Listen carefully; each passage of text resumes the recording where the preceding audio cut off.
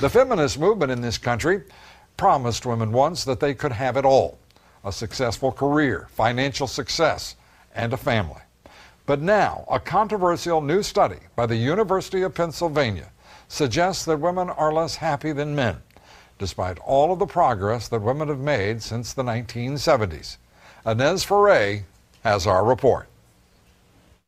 You've come a long way, baby. Women have come a long way in the last 35 years, but despite a movement that brought so much progress to American women, their happiness has dropped relative to men over the last 3 decades. The reason we find that surprising is that if you look across society, there's been a lot of social change that shifted things towards women. The data was studied by 2 researchers at the University of Pennsylvania who say a happiness gender gap is emerging. We look across age groups, across marital status, across labor force participation, across whether you have children or not, and we find that there's not a particular group of women who've become less happy, but rather all women across all of these categories have become less happy over time relative to men. The analysis does not conclude why women's happiness has declined, but it doesn't rule out, among other reasons, whether more opportunities to succeed have increased a woman's expectations on herself,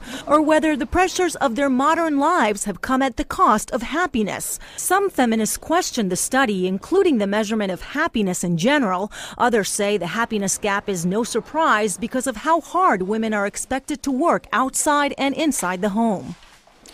And this study was done to see why Americans in general are feeling less happy. The study found that the declines were driven by the trend among women. Men's happiness has essentially remained flat or slightly increased, Lou.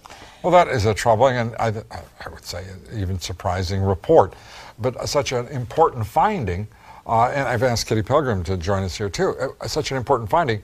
Why would there not be an examination of why? That is the critical question to be asked here, is it not? That's what the researchers are saying. They're saying, you know, we're just publishing these facts. Now more research needs to be done as to why this is happening. Is it your sense that question has been answered in any previous study, or? No, Lou, I haven't. I'm actually quite surprised by this report because career opportunities are very extensive, and I actually don't know why that would turn up, and I think why is the actual critical issue in this whole point. If you're coming up with a result that's surprising, it's absolutely surprising, and we'll find out why. By golly, thanks very much. Appreciate it, Inez. Inez Ferre. Kitty, thank you.